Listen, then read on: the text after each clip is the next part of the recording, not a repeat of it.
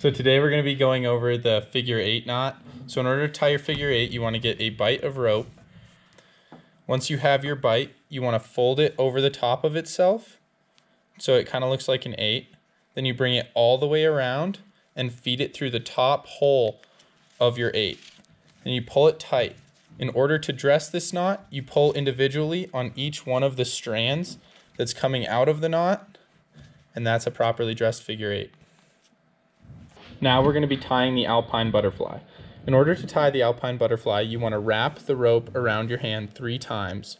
Move the furthest left strand completely over to the right. Take the middle strand and pull it to the right. Remove your hand from the middle and thread that right strand through the hole that you created by pulling your hand out. Then you pull each side of the strands of rope, and that creates the Alpine butterfly. The Alpine butterfly you want to be about 3 gloved fingers in size. Next, we're going to be tying the water knot. The water knot is used to tie webbing together or 2 separate pieces of webbing together. In order to tie this, you want to start by tying a flat overhand with your original piece of webbing. Once you have that flat overhand, you want to take your second piece of webbing or the other end of your webbing and follow through the overhand knot starting from the tag end.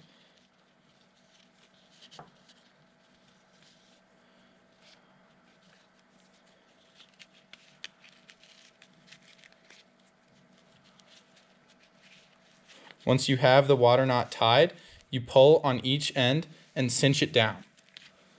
When it's flat is when it's dressed, and you want the tag ends to be about 3 fingers each. The next knot we're going to go over is the double fisherman's knot. The easiest way to tie the double fisherman's knot is to pick up both strands you want to tie together. Point your index down the top strand of rope and take the tag end of the bottom strand and create an X over the top of your index finger and feed it through the hole when you pull your index finger out. Once you have that end tied and set with the X, you then flip over the rope and you repeat the process, pulling through however much slack you need from the other rope. So again, X over your index finger with the tag end going in through where you pulled your index finger out of. In order to dress it, you cinch down, pulling on each individual strand, and the 2 X's should meet each other. That's the double fisherman's. The next knot we're going to be going over is the Prusik Hitch. There are a few different ways to tie the Prusik Hitch. One way, when you put the knot of the Prusik up to the rope, feed it around the rope 3 times. Once you get it fed 3 times, grab one side of the knot and pull it through to tighten it. In order to ensure the Prusik is dressed correctly, you want to flip each individual strand over so that they're all nice and neat. Once they're nice and neat, you can tighten the Prusik by going to the underside and using your thumb to push through slack in the Prusik, making sure that it grips the rope properly.